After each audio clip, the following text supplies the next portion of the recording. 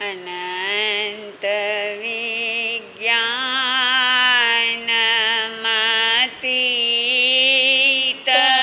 દોષં અબાધ્ય સિદ્ધા તમમારત્ય પૂજ્યં શ્રી વર્ધમાન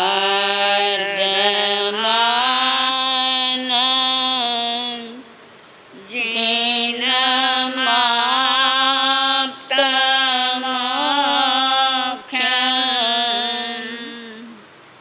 સ્વયંભુવં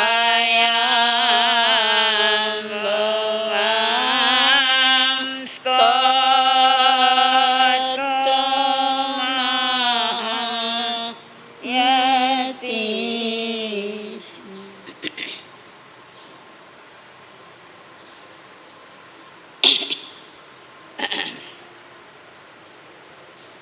વિતરાગ પરમાત્મા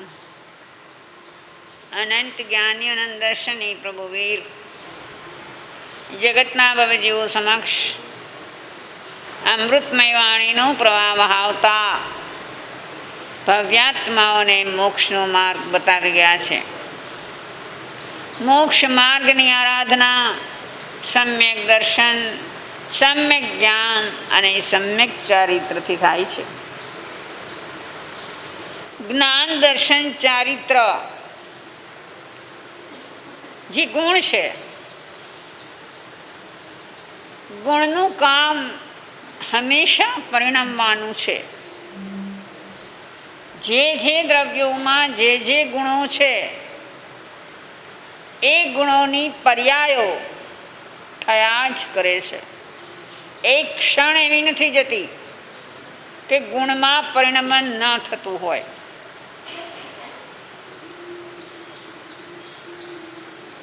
ગુણો પર આવરણ આવ્યા હોય,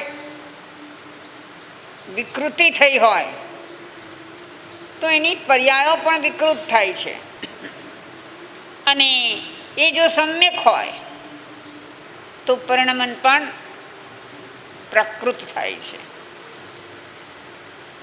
આ હંમેશા ચાલુ છે. આ પરિણમન કરવામાં જીવે કોઈ આયાસ કરવો પડતો નથી. એ એની સહજ પ્રક્રિયા છે. સ્વભાવ જે છે એ સ્વભાવમાં પ્રક્રિયા સહજ હોય. જેમ કે પાણી છે, 100 ડિગ્રી ગરમ કરેલું પાણી એને ઠંડો કરવું હોય તો શું કરવું? એ કાંઈ ન કરવું. એને ચૂલેથી ઉતારીને નીચે રાખી દો એટલે ક્ષણે ક્ષણે એ ઠંડુ થતું જશે. સમજો આ વાતને. તમે કલાક પછી જોવા ગયા ત્યારે તમને હજુ થોડુંક ગરમ લાગ્યું, 2 કલાક પછી જોવા જાઓ છો તો ઠંડુ લાગે છે. તો એ તમે નીચે મૂક્યું ત્યારથી પ્રત્યેક ક્ષણે એની જે પલટતી પર્યાય છે એ પર્યાયને કારણે એ પોતાના સ્વભાવને પકડી રહ્યું છે. પાણીનો સ્વભાવ શીતળતા છે એટલે ગરમ થયેલું પાણી પણ શીતળતાને પકડી રહ્યું છે અને છેવટે શીતળ થઈ જાય છે. એમાં એ પ્રક્રિયા ઘટિત થાય છે. એવી જ રીતે આપણામાં પણ એવી પ્રક્રિયા થાય, પણ આપણી વિકૃતિની ક્વોન્ટિટી એટલી બધી છે કે પ્રકૃત અવસ્થામાં આવતા એને ભવના ભવ લાગી જાય છે. પ્રકૃત અવસ્થામાં જીવ આવતો નથી. સાધના શરૂ થયા પછી પણ વચમાં જે વિરાધક ભાવો આવે છે એ ભાવોને કારણે પ્રકૃત થતા એટલે સ્વસ્થ થતા એને વાર લાગે છે. ઠરવા મૂકેલું પાણીનું એ તપેલું કલાકથી મૂક્યું છે, હજી પાણી થોડું સતપ છે, અને કોઈ આવીને પાછું એને ચૂલે ચડાવે તો શું થાય? પાછું ગરમ થઈ જાય. વળી ઉતારો અને વળી પાછું કોક ચૂલે ચડાવે. આ દશા આપણી છે. યાદ રાખો કે એ ગરમ પાણીના તપેલા માટે આપણે એવું કરતા નથી. વારંવાર એને ચૂલે ચડાવીએ ને ઉતારીએ, ચડાવીએ ઉતારીએ એવું કરતા નથી, પણ આપણા પોતાની જાત માટે આપણે આ કરીએ છીએ. કંઈક સંતોની વાણી સાંભળી, જીનવાણી સ્પર્શી, અને એ સ્પર્શનાને ચારિત્રમાં મૂકવા માટે પ્રયત્ન કરવાનો નિશ્ચય કર્યો. એવું ઘણીવાર થાય છે ને તમને? અહીંથી કંઈક એવું સાંભળો, કોઈ બી સંતો પધાર્યા હોય એમની વાણી તમને સ્પર્શી જાય અને તમે નિર્ણય કરતા હો કે નહીં આ બરાબર છે, હવેથી મારે આ જ કરવું છે. એવો થાય ને નિર્ણય ક્યારેક, અને છતાં એ થતું નથી. થાય છે, થોડી વાર થાય છે, થોડો ઘણો એનો કેફ રહે છે, નશો રહે છે થોડી વાર, કદાચ 2-4 દિવસ કે 2-4 મહિના પણ રહેતો હશે, પણ પછી ધીરે ધીરે ધીરે પાછો ઓસરી જાય છે.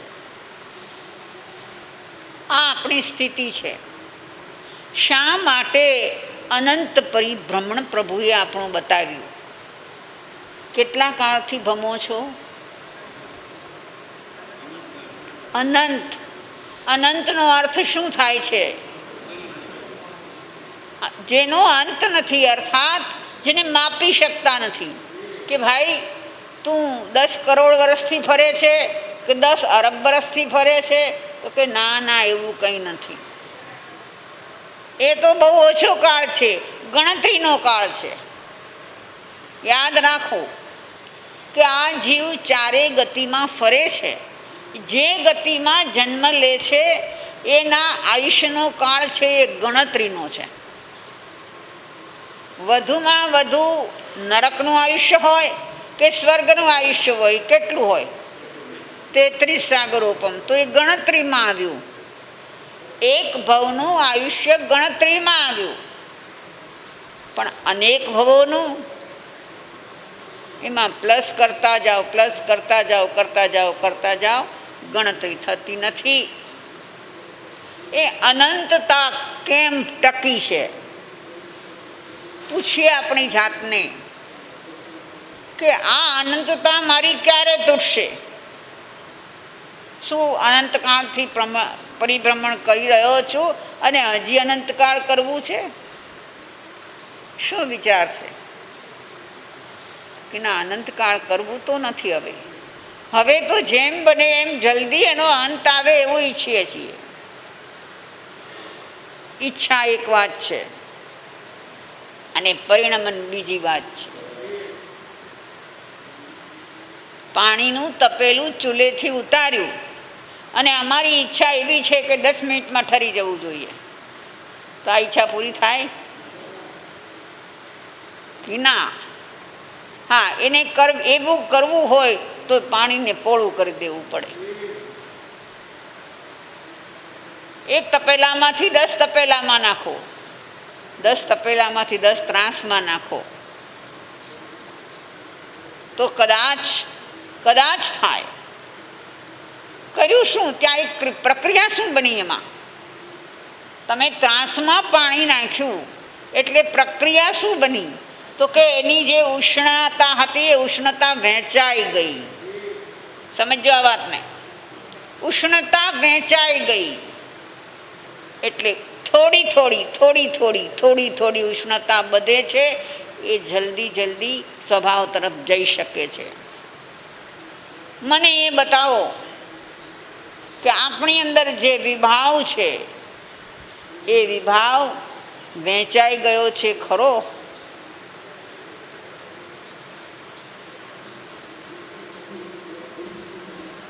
આપણી કઈ દશા છે હું તમને બતાવું કે આપણો જે વિભાવ છે એ વિભાવમાં બીજાને ભાગીદાર બનાવીએ છીએ તો વિભાવ વહેંચાઈ જાય છે કે વિભાવ વધે છે? વધે છે ને. કેટલી ઉલટી દશા છે આપણી. પેલું પાણી હવે ગરમ થઈ ગયું છે એટલે અચેત છે, જીવ નથી અંદર, તો એ અચેત વસ્તુ એના વિભાવને એણે વેરી નાખ્યો.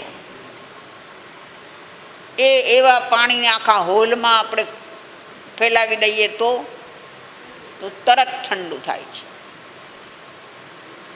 અને આપણા વિભાવને, આપણે પંચેન્દ્રિય પ્રાણી છીએ, મનવાળા પ્રાણી છીએ, સમજદાર પ્રાણી છીએ. આપણા વિભાવને જેટલો ફેલાવશું એટલો એ વધવાનો છે. એક સમજવા ખાતર કે તમને કંઈક ગુસ્સો આવ્યો, અહીં બેઠા છો અને અહીં તમને ગુસ્સો આવ્યો, અહીંયા 100-200 જણા બેઠા હોય અને તમારો એ ગુસ્સો બધા પર ઠાલવો તો શું થાય? તમે કોઈ 2 જણા ઝઘડતા હો ત્યાં સુધી તો વાંધો નહીં, એ ગુસ્સો કરે, તમે ગુસ્સો કરો, પણ તમે કે અહીં બેઠેલા બધા જ એવા છે, પછી શું થાય? મલ્ટીપ્લાય થાય કે નહીં? આપણી દશા આ છે કે જેવો વિભાવ જાગે છે એ વિભાવનું મલ્ટીપ્લિકેશન થતું રહે છે. એટલે ક્ષમતો નથી. ક્ષમાવાનો પ્રયત્ન કરો. પુરુષાર્થ એ જ કરવાનો છે. બીજો પુરુષાર્થ શું છે? હાથ પગ હલાવવાનો કોઈ પુરુષાર્થ નથી. વાસ્તવિકતામાં તો આ દેહનો પણ કોઈ પુરુષાર્થ નથી. પુરુષાર્થ છે અંદરનો છે, પરિણતિનો છે. કેવી પર્યાયો પ્રગટ કરી શકીએ છીએ? અંદરમાં એક ક્ષમા ગુણ છે. 10 વિહે શ્રમણ ધમ્મે જ્યાં બતાવ્યું ત્યાં શ્રમણનો પહેલો ધર્મ કયો બતાવ્યો? ક્ષમા. એટલે જ દિગંબર સમાજમાં જે પર્યુષણ ચાલે છે ને ક્ષમામણી પર્વ કહેવાય છે. 10 પ્રકારના યતિ ધર્મ, 10 લક્ષણ આપણે એને કહે છે. હા, તો એ જે ક્ષમા ગુણ છે એ ગુણની વિકૃત પર્યાય શું? એક સ્વાભાવિક પર્યાય ને એક વૈભાવિક પર્યાય. તો ક્ષમા ગુણની સ્વાભાવિક પર્યાય તો આપણને ખ્યાલ આવી જાય છે કે ક્ષમા. ક્ષમા ગુણની સ્વાભાવિક પર્યાય ક્ષમા છે, પણ એની વૈભાવિક પર્યાય શું છે? ક્રોધ. ક્રોધ કરવો એ ક્ષમા ગુણની વિભાવ પર્યાય છે. હવે આપણા જીવનમાં રોજિંદા ક્રમમાં ઘટિત થતી જે પરિસ્થિતિ, જે સંયોગો આવે છે એ સંયોગોમાં વધુ સમય ક્ષમા રહે છે કે વધુ સમય ક્રોધ રહે છે? ડે ટુ ડે લાઈફને તપાસો, રોજની લાઈફને તપાસો. એક વાત પૂછું તમને, તમારામાંથી સવારે કોઈ 5 વાગે ઉઠ્યા હશે, કોઈ 6 વાગે, કોઈ 7 વાગે, બરાબર? કેટલા વાગ્યા? અત્યારે 10:15 થવા જાય છે. 4, 5, 6 કલાક થઈ ગયા ઉઠાને. ઘરે ઉઠ્યા પછી અહીં આવ્યા પહેલાં જે 1.5-2 કલાકનો સમય ગયો એમાં કેટલી વાર ક્રોધ થયો? થાય કે ન થાય? બહેનો, આજે થયો છે ક્રોધ? કોઈને નથી થયો? કોઈને નથી થયો? કોઈ નહીં કબૂલો? અહીંયા આવવાનું મોડું થતું તું ને બાથરૂમ ખાલી નહોતો. નાહવા જવું હતું, બાથરૂમમાં કોઈ ઘૂસી ગયું હતું અને પોણો કલાકથી નીકળતું નહોતું. શું થાય? હવે એવી તો કેટલી વાતો બતાવું હું તમને. ક્ષણે ક્ષણે ક્ષણે જ્યાં પ્રતિકૂળતા આવે છે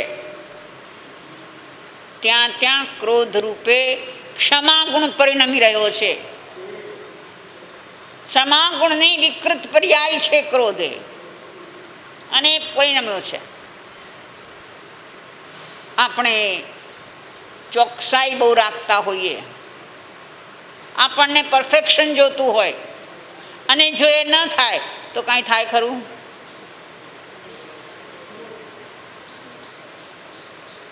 સવારે નાહ્યા પછી પહેરવાના કપડાં સાથે હંમેશા તમારો રૂમાલ રહેતો હોય અને આજે ન રહ્યો હોય તો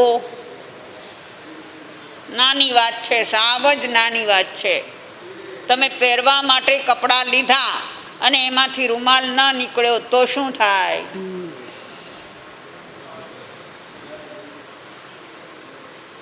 આને ઊંચે ઉઠતા વાર નથી લાગતી. કોણે કપડાં મૂક્યા છે? કેમ રૂમાલ નથી? હોય છે. જ્યાં સમજદારી પ્રગટે છે ત્યાં શાંત રહેવાય છે. જો સમજદારી પ્રગટ નથી થતી તો શાંત રહેવાતું નથી. શાંત તમે રહ્યા, તમને અનુકૂળ નથી એવું બન્યું અને તમે શાંત રહ્યા તો એ તમારા ક્ષમા ગુણની સ્વાભાવિક પર્યાય છે. યાદ રાખો, ક્ષમા ગુણ તો દરેક આત્મામાં છે જ. આત્મા છે ત્યાં ક્ષમા ગુણ છે. પણ જો આપણે શાંત રહી શક્યા તો આપણે ક્ષમા ગુણની પર્યાય પ્રગટ કરી, અને જો શાંત નથી રહી શક્યા તો એની વિકૃતિને આપણે પ્રગટ કરી. આ દશા છે. મારો મહાવીર શીખવે છે પોતાની જાત પર. પોતાની જાત પર પ્રયોગ ચાલી રહ્યો છે એમનો. મહાવીરે દીક્ષા લીધી, દીક્ષા લીધા પછી એનું વિચરણ ચાલુ થયું, અને વિચરણમાં એક એક મુદ્દાઓ, એક એક બાબતો જે પ્રગટ થઈ રહી છે, એમના જીવનમાં જે પ્રગટ થઈ રહ્યું છે એ પ્રગટીકરણ બતાવે છે કે એમનો અનાદિની વૈભાવિક પર્યાયો હવે સ્વાભાવિક થવા માંડી છે. વાસ્તવમાં સંયમી જીવનની વિશેષતા એ જ હોય. સંયમ કોને કહેવાય? કપડાં પહેરવા એને સંયમ કહેવાય નહીં. જેટલો વિભાવ અંદર વર્તી રહ્યો છે એ વિભાવ પોતાની વૈભાવિક પરિણતિ છોડીને સ્વભાવ તરફ વળે છે. સ્વાભાવિક પરિણતિ ઊભી થાય છે, એનું નામ સંયમ છે. વિભાવ પર સંયમ મેળવ્યો એટલે સ્વભાવ પ્રગટ થાય.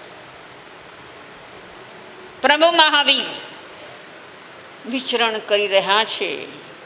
મમત્વ તૂટી ગયું છે. અનાસક્ત યોગ જીવનમાં પ્રગટ થયો છે. નિર્મમત્વ થઈ ગયા છે.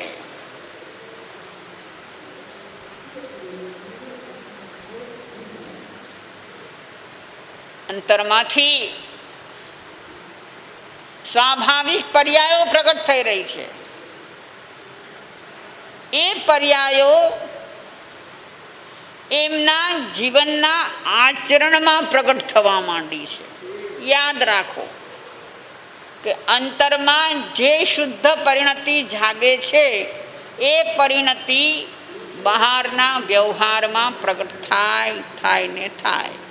જેમ વૈભાવિક પ્રગટ થાય છે તેમ અંદરમાં ક્રોધ આવે છે તો બહાર પ્રગટ થાય છે ને. પહેલાં તો અંદરમાં આવે ને. તો જેમ એ પ્રગટ થાય છે એમ અંદરમાં સ્વાભાવિક પરિણતિ થાય છે, તો બહાર આચરણમાં પણ સ્વાભાવિકતા આવી જાય છે. મહાવીરના એક એક પગલે આ પર્યાયો દેખાઈ રહી છે. આપણે આચારાંગ સૂત્રની વાતો કરી રહ્યા છીએ, ભગવાન મહાવીરના સંયમી જીવનની વાતો કરી રહ્યા છીએ. આત્મવત સર્વભૂતેષુ એ જે ભાવના છે એ ભાવના વિચારથી, તર્કથી, બુદ્ધિથી સિદ્ધ થતી નથી. યાદ રાખજો. આપણે કહીએ છીએ કે બધા જીવોને એક સરખા માનવા જોઈએ. જેવો મારો આત્મા એવા સર્વ આત્મા, એવું આપણે શીખવીએ છીએ, પણ બુદ્ધિથી ગ્રહણ કરવાથી એ બની શકતું નથી. પણ જેની આત્મ પરિણતિમાં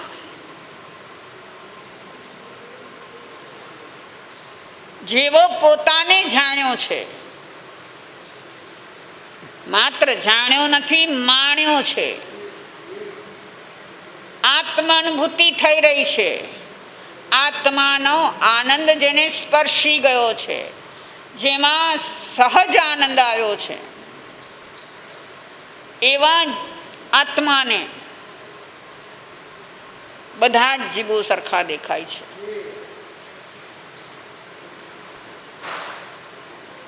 મને યાદ આવે, અમે સાઉથમાં જતા હતા, વચમાં કર્ણાટક આવે. કર્ણાટકમાં હમ્પી કરીને એક નગરી છે, જે ઐતિહાસિક કાળનું વિજયવાડા, અને રામાયણમાં જેને કિષ્કિંધા નગરી કહેવાય છે, જ્યાં જટાયુ મરાયો હતો,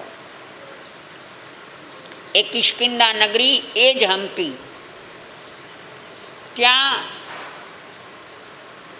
ટેકરી ઉપર એક આશ્રમ છે. એ આશ્રમની તો કથા છે, પછી કહીશ તમને હું. પણ ત્યાં એક સાધક બહેન હતા, બધા એને માતાજીનું સંબોધન કરતા. એની સાધના વધતી વધતી વધતી એવી વધી હતી કે એને આત્મવત સર્વભૂતેષુ અનુભવાતું હતું. એ આશ્રમમાં 5-6 કૂતરાઓ હતા. માતાજી જ્યાં જાય ત્યાં કૂતરા એની પાછળ જાય. અમે ત્યાં 1 મહિનો રહ્યા હતા. અમે જ્યાં અમારો ઉતારો હતો ત્યાં રોજ સાંજે માતાજી આવે ને બેસે, કૂતરાઓ આવે. હવે એ કૂતરાઓને માતાજીની બાજુમાં જ બેસવું હોય, એમાં એ લોકોને અંદર અંદર લડાઈ થાય. હું બેસીશ તું નહીં, હું બેસીશ તું નહીં. અને એક વખત એવું બન્યું કે માતાજીએ બેઠા હતા, એમણે જે સાડી પહેરી હતી, આ સાડીનો આગળનો ભાગ આમ ફેલાવી દીધો, એના પર બધા જ કૂતરા બેસી ગયા. અમને જરા નવાઈ લાગી. હવે એ આખો દિવસ આશ્રમમાં ફરતા હોય કૂતરા, ગંદી રજથી ભર્યા પણ હોય. કોઈકે પૂછ્યું કે માતાજી, આ કૂતરાઓને કેમ તમારી સાડી પર આવી રીતે બેસાડ્યા? અને એમણે જે જવાબ આપ્યો કે તમને એના દેહ દેખાય છે, મને દેહ નથી દેખાતો, મને એનો આત્મા દેખાય છે, મને આ બધા આત્મા દેખાય છે. સમજાય છે? આત્મવત સર્વભૂતેષુ શબ્દ અહીંયા સાકાર થયેલો છે. ખાલી કહેવાનું નથી, બોલવાનું નથી. આ તમને અત્યારનું ઉદાહરણ મેં આપ્યું, પણ ભગવાન મહાવીરને જ્યારે સર્વ જીવોમાં સમત્વ દેખાણું ત્યારે મમત્વ તૂટ્યું. યાદ રાખો, આપણે જ્યારે એમ વિચારીએ છીએ કે ભાઈ મમત્વ તૂટતું નથી, માસતી બધું સમજીએ છીએ, બહુ સાંભળીએ છીએ, બહુ વિચારીએ છીએ, પણ અમારું મમત્વ તૂટતું નથી. એ મમત્વ નથી તૂટતું, માટે સમત્વ આવતું નથી. તો મહાવીરના જીવનમાં મમત્વ તૂટી રહ્યું છે, જઈ રહ્યું છે. ત્યારે સહન શક્તિ આવે છે. સહન શક્તિ ક્યારે નથી રહેતી? કે જ્યારે પોતાનું જ મહત્વ હોય ત્યારે. બરાબર છે? તો એવા મહાવીર આત્મવત સર્વભૂતેષુની ભાવનાથી વિચરી રહ્યા છે. બધાને સમાન ભાવે જોઈ રહ્યા છે. હવે એમાં એક વાત એ આવી, કારણ કે આચારાંગ સૂત્રની અંદર મહાવીરની ચર્યા બતાવીને આપણને એ તરફ લઈ જવાનો પ્રયાસ છે કે મહાવીરે જે કર્યું એ આપણે કરવાનું છે. એણે કહ્યું એ પણ કરવાનું છે, અને એ જે એમણે કહ્યું એ એમણે કરીને બતાવ્યું છે. તો એક વાત એવી આવી કે શ્રમણ ભગવંત મહાવીર પર વસ્ત્રને અંગે ધરતા નહીં અને પરપાત્રમાં જમતા નહીં. હવે આનો અર્થ સ્થૂળ રીતે નથી લેવાનો. પર વસ્ત્રને અંગે ધરતા નહીં એનો અર્થ શું થાય? કે ભાઈ તમારું કપડું છે આ બીજું ન પહેરે. પરનો અર્થ અહીંયા એ નથી થતો. અહીંયા જે મમત્વપૂર્વકનું છે, આ મારું જ વસ્ત્ર, બીજાનું નહીં, એવી ભાવના નહીં. અને મહાવીરના કેસમાં તો એ નિર્વસ્ત્ર જ હતા. પેલું દેવદુષ્ય 13 મહિના રહ્યું એમના ખભા પર, પછી સરી ગયું તો સરી ગયું, પછી એમણે વસ્ત્ર ધારણ કર્યું જ નથી. હવે જે વસ્ત્ર ધારણ કરતા નથી એને પરવસ્ત્ર પહેરવું નહીં પહેરવું ક્યાં પ્રશ્ન ઊભો થાય છે? અને છતાં શાસ્ત્રમાં આ વાત કેમ આવી? તો એનો ઉકેલ અનુભવીઓએ એમ બતાવ્યો છે કે જ્યારે પ્રભુ નગ્ન ભાવે વિચરણ કરતા કેટલાક લોકોને ખ્યાલ ન હોય કે આ મુનિ છે અને મુનિ વસ્ત્ર ધારણ ન કરે, તો એને એમ થાય કે આને વસ્ત્ર નહીં મળતું હોય એટલે એણે વસ્ત્ર નથી પહેર્યું તો આપણે આપીએ. કોઈ ગ્રહસ્થીને એમ થાય તો એમની પાસે જઈ અને વિનંતી કરે કે મુનિ મહારાજ આ વસ્ત્ર લો. તમે પણ ભાવના ભાવતા હો છો ને, અમે તો પહેરીએ છીએ એટલે તમે ભાવના ભાવો અને અમને ખપોય તો અમે ઓરીએ પણ છીએ. એવી રીતે કોઈ ગ્રહસ્થીએ એમને વસ્ત્ર માટે વિનંતી કરી હોય તો પણ પ્રભુ લેતા નહોતા. આ શા માટે કહેવું પડ્યું? તો કે દીક્ષા લીધી ત્યારે તો દેવે એમને દેવદુષ્ય આપ્યું હતું. ઇતિહાસ એમ કહે છે કે દીક્ષાને ત્યારે એક વખત જ દેવ આપે છે, આ દુષ્ય પછી વારંવાર આપતા નથી. તો કોઈ ગ્રહસ્થીને એમ થયું હોય કે હતું વસ્ત્ર એક કંઈ કાંટામાં ભરાઈ ગયું છે, ઝાંખરામાં ભરાઈ ગયું છે, ચાલ્યું ગયું છે, તો આપણે વસ્ત્ર આપીએ. પણ પ્રભુને દેહ માટે જ એટલો અનાસક્ત ભાવ હતો. વસ્ત્ર જોઈએ, વસ્ત્ર હોય તો ઠીક રહે એવી કોઈ જાતની વિચારણા એમનામાં હતી નહીં. એટલે શબ્દ એ મૂક્યો શાસ્ત્રમાં કે પરવસ્ત્રને ધારણ કરતા નહીં, પરપાત્રમાં આહાર ગ્રહણ ન કરતા. એ શું છે? તો એ પણ એક સમજવા જેવી વાત છે. આપણે ત્યાં ચંદનબાળાની જે વાત છે એનાથી આપણને સિદ્ધ થઈ ગયું છે કે ભગવાને કર્મમાં અન્ન લીધું છે. અને એટલા માટે સમાચારીમાં એમ કહેવાયું કે તીર્થંકર પરમાત્મા કરપાત્રી હોય. આજે પણ દિગંબર સમાજમાં દિગંબર મુનિઓ છે એ કરપાત્ર કરીને એમાં આહાર લે છે. એ તો છે, પણ આહાર ગ્રહણ કરવાની જે વાત છે. હવે જુઓ, ત્યાં એક થોડુંક સાયકોલોજીકલી વાત કરીએ આપણે. ભગવાન મહાવીર રાજપુત્ર હતા અને એ ભિક્ષા માટે જાય છે. ભિક્ષા માટે જવું સહેલું નથી. એક રાજપુત્ર કોઈ પાસે જઈને હાથ લંબાવે, કોઈ પાસે માગે?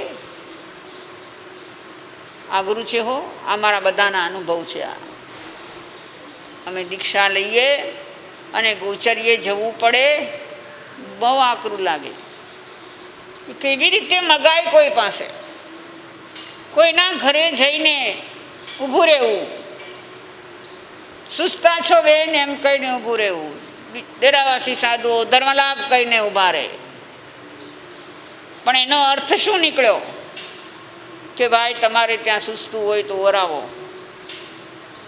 એટલે ભિક્ષાને બીજા અર્થમાં ભીખ કેવી?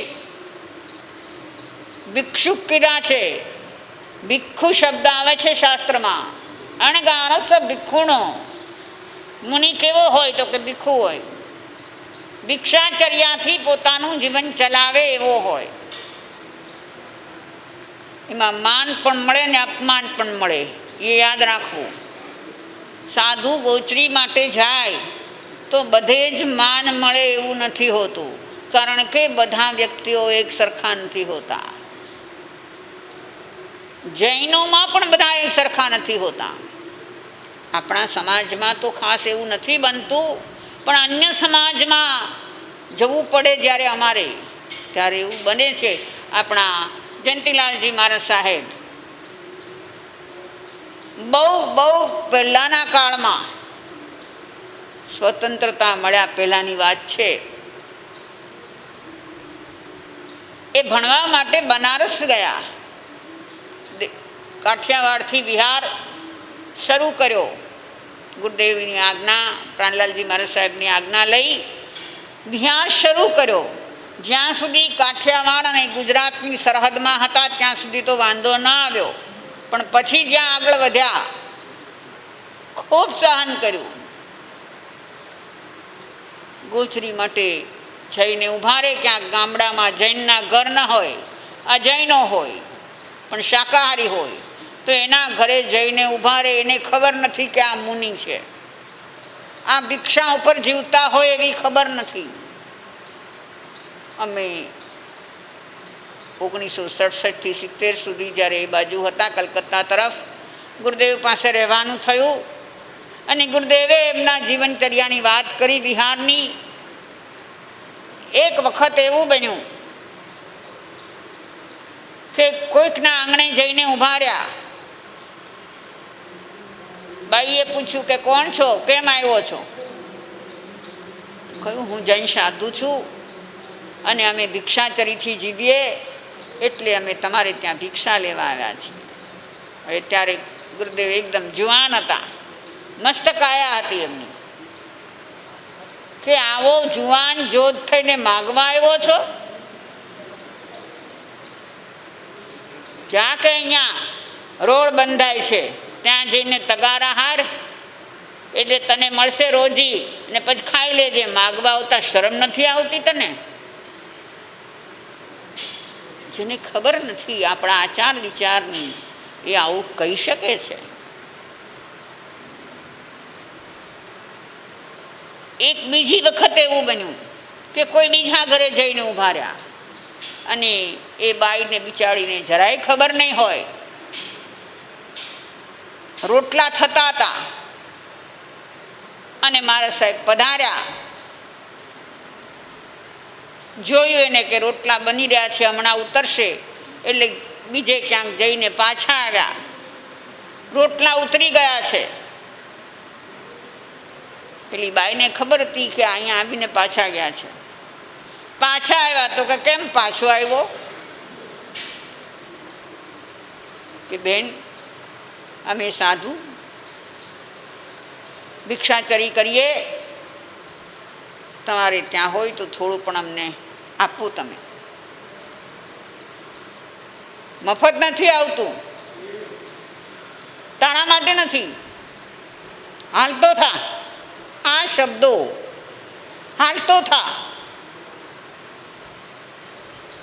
મારા સાહેબ કે હાલતું કેમ થવું? કેટલો વિહાર કર્યો હોય, 15, 20, 25, 30 કિલોમીટરનો વિહાર. ઉઘાડે પગે વિહાર હોય, ગામડાના વિહાર હોય, કાંટા કાંકરા બધું રસ્તામાં હોય. એટલું સહન કરીને આવ્યા હોય, અને પેટમાં તો કેને હાલતું કેમ થવું? એટલે કે હું તો હાલતો ન થયો, ત્યાં ત્યાં ઊભો રહ્યો. તો ની બાઈ કે છે જાવું જ કે નથી તારે? મારા સાહેબ કે મેં એને કીધું કે બેન, એકમાંથી અડધો રોટલો તો દઈ દે. તો કે નહીં દઉં, જા, તું હાલતો થા. મારા સાહેબ કે તોય હું નકટો થઈને ઊભો રહ્યો. અત્યારે અમે તમારે ત્યાં આવીએ છીએ તો તમે ખમા ખમા કરતા હો છો. અમારે એક રોટલી જોતી હોય તો તમે 4 રોટલી આપો છો. આવું બધે નથી હોતું. અને એ બાઈ એવી ઉશ્કેરાણી, ચૂલામાંથી લાકડું કાઢ્યું, સળગતું લાકડું કાઢ્યું કે જાચ કે નહીં, લાકડું દેખાડ્યું. મારા સાહેબ કે હવે મર્યા, હવે જો નહીં ખસીએ ને અહીંથી. એટલે મારા સાહેબ આમ જરા ધીરે ધીરે ધીરે ડગલા ભર્યા. એટલે ઓલી ઊભી થઈ, હાથમાં લાકડું લઈને ઊભી થઈ. ડગલા હું બરજ, હાલતો થા. અને મારા સાહેબ કે એવું બન્યું કે પછી હું તો ભાગ્યો, અને એ મારી પાછળ ક્યાંય સુધી લાકડું લઈને આવી, સળગતું લાકડું લઈને. આ દશા થાય છે. એટલે અપમાન પણ સહન કરવા પડે છે. વિચાર કરો કે એ મહાવીર રાજપુત્ર છે, રાજ સુખમાં આળોટ્યા છે. એને ક્યારેય માગવું નહીં પડ્યું હોય. પાણીનો એક પ્યાલો માગવો નહીં પડ્યો હોય એમને. અને અત્યારે જઈને માગવું એ સહેલું નથી. આ માન અપમાન બધા ગળી જવા પડે છે. એ ક્યારે થાય? જ્યારે અંદરનો અહમ તૂટ્યો હોય ત્યારે થાય. જ્યાં સુધી અહમ પડ્યો છે ત્યાં સુધી આવું નથી થતું. તો મહાવીરે શીખવ્યું કે અંદરના સમત્વને કેળવો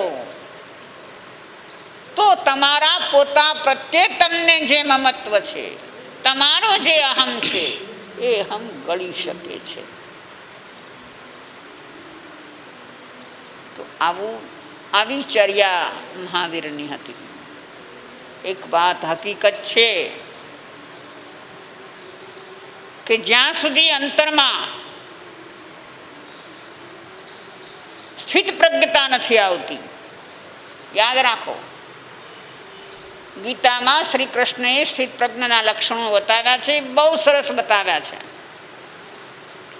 જેને આપણી ભાષામાં આપણે કહીએ કે અત્યંત અનાસક્ત ભાવ, બધી જ રીતે બધા જ ક્ષેત્રોમાં એ અનાસક્ત ભાવ જ્યાં સુધી જાગતો નથી ત્યાં સુધી સત્ય સંયમ જાગતો નથી. મહાવીરે એ પ્રયોગ યોગમાં છે. કાન સુધી જે રાજપાટમાં હતા, પણ આમાં એ બતાવી દીધું કે દીક્ષા પહેલાં 2 વર્ષ જે એમને રહેવું પડ્યું, એ 2 વર્ષમાં પોતાના આત્માને કેળવી લીધો છે અને પછી નીકળ્યા છે. ખરેખર તો વાત એમ જ છે, અમને સૌને લાગુ પડે છે એ વાત કે પહેલાં સ્થિત પ્રજ્ઞતા કેળવાય પછી જ દીક્ષા લેવાય. જ્યાં સુધી સ્થિત પ્રજ્ઞતા કેળવાણી નથી ત્યાં સુધી દીક્ષા દેવાય પણ નહીં. આજના જમાનાની વાત નથી કરતી, આજે તો બધું ઘણી વિપરીતતા ચાલી છે અને ચાલશે. પણ સ્થિત પ્રજ્ઞતા એ પહેલી શરત છે. તો મહાવીર અહીંયા સ્થિત પ્રજ્ઞ બની રહ્યા છે, એની સ્થિત પ્રજ્ઞતા ડગલે ને પગલે પ્રગટ થઈ રહી છે. એવા મહાવીરની આ વાતો સાંભળી આપણે આપણામાં અનાસક્તિ યોગ જગાડીએ, સ્થિત પ્રજ્ઞતા જગાડીએ અને સર્વ સંયોગોને સહન કરવાની આપણને શક્તિ મળે એ જ ભાવ સાથે સહેજે સહેજે સહજાનંદ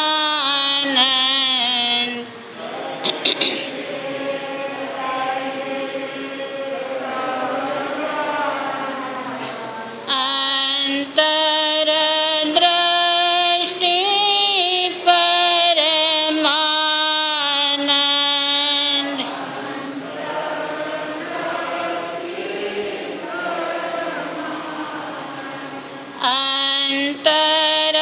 અંતરદ્રષ્ટિ પરમાનંદ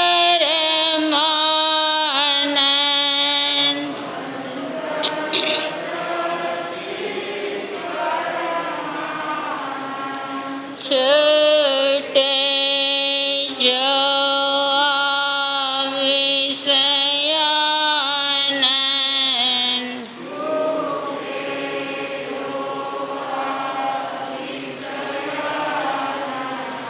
પામે સહેજે પરમાનંદ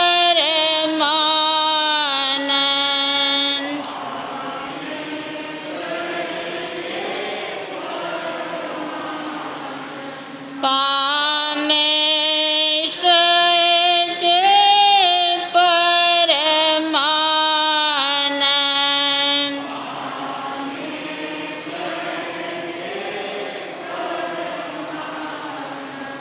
પામે જ્યારે પરમાનંદ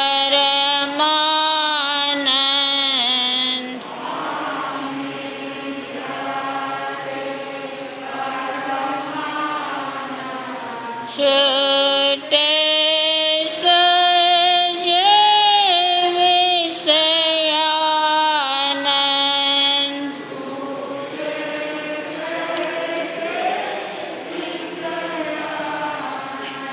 છૂટે સહેજે વિષયાનંદ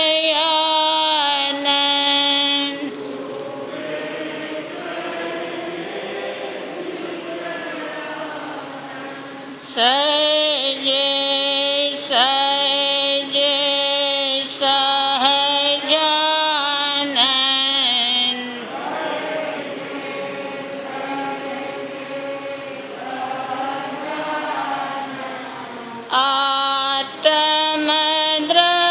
આત્મદ્રષ્ટિ પરમાનંદ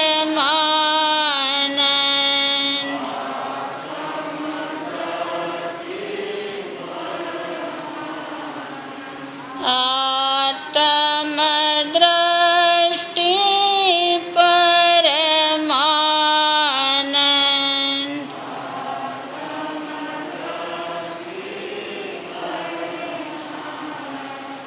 કૌશક ધ્યાન, આંખો બંધ, શરીર સ્થિર, કૌશક મુદ્રા.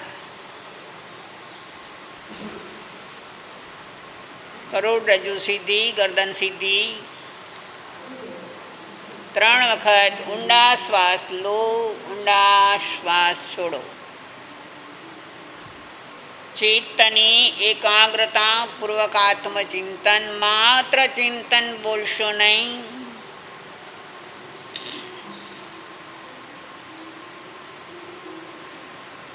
હું આત્મા છું. હું આત્મા છું.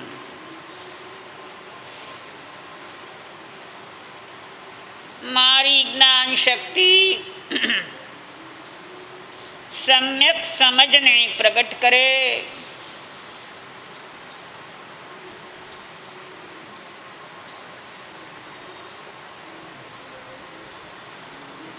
જ્યાં જ્યાં મારો મમત્વ ભાવ જોડાયેલો છે, આ મારું એ હું માનું છું. એ માન્યતા ભૂલ ભરેલી છે.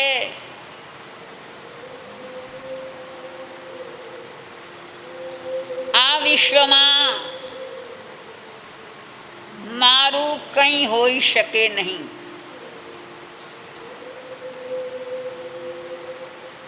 જેને હું મારું માનું છું, એ વ્યક્તિ હો, પદાર્થ હો,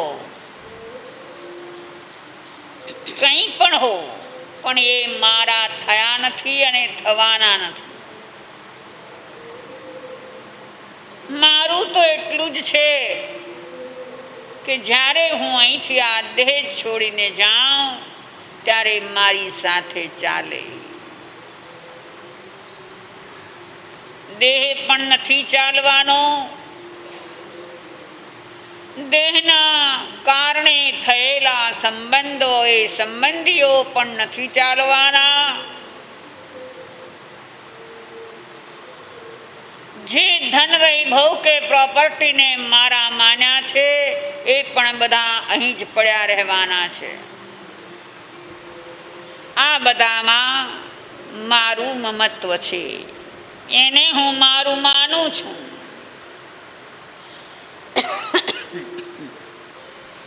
માનવાથી એ આ મારું થઈ જતું નથી. એમાંથી મમત્વ ભાવ ઉઠાવી લઉં.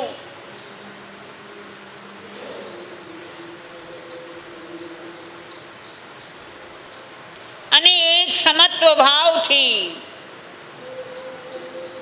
બધાને જોતા શીખું. એ મારી સાધના હશે, એ મારો ધર્મ હશે.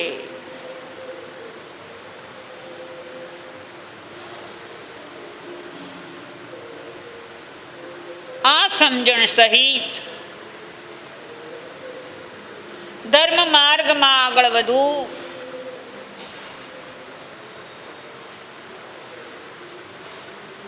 એ જ એક ભાવના સાથે આત્મતત્વનું ચિંતન.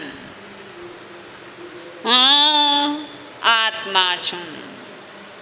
હું આત્મા છું.